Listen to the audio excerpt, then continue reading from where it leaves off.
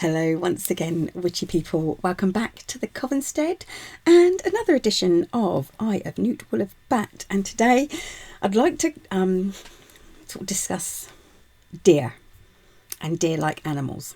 Harts, deers, stags, and what you can use. And this should be quite a quick one.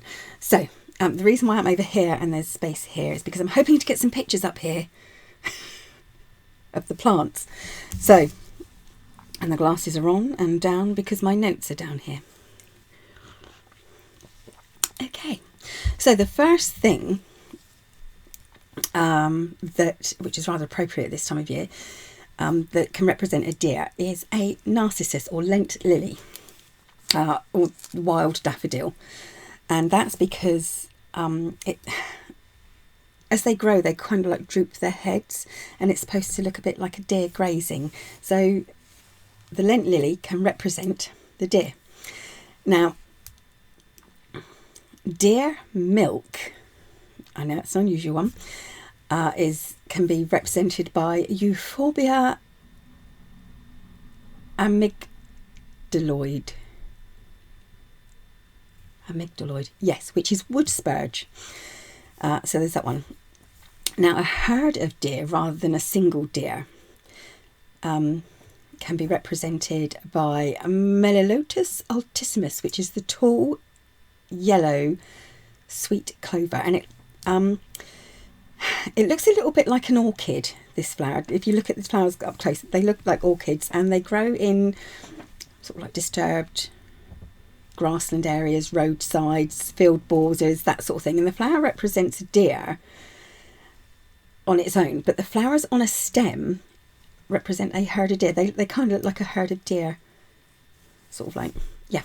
So, eye of deer is Vaccinium myrtilitis, or the common bilberry, European blueberry, or whortleberry.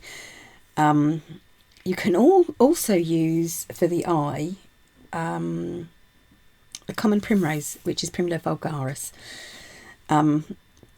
Now, that can also be used as something else. However, let's go on to, now, a buck or a stag can be represented by Arisarum vulgar, which is bank thistle.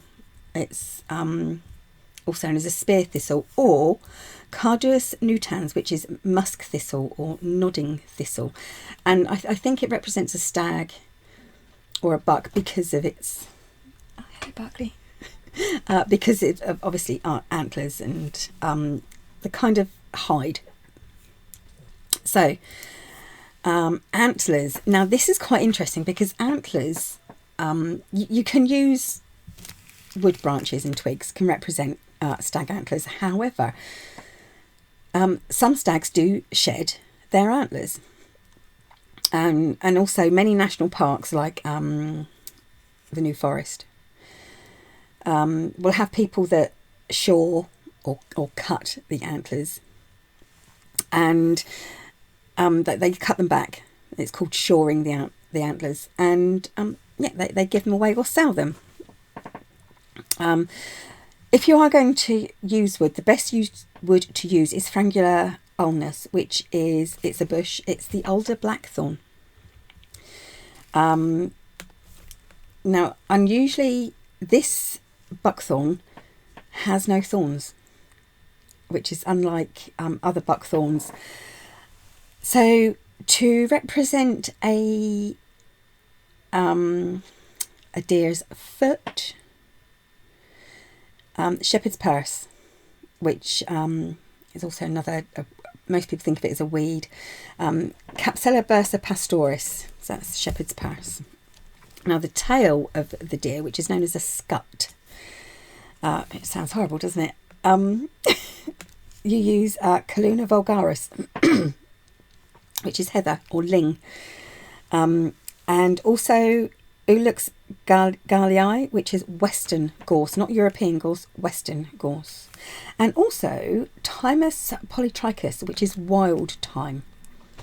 Now also, obviously, and I haven't put it on here for some reason, the tongue can be obviously the hart's tongue fern. The hart's tongue fern is known as, the Latin is Asplenium scolpendrium, or you can use, once again, the common primrose, Primula vulgaris. So there you go.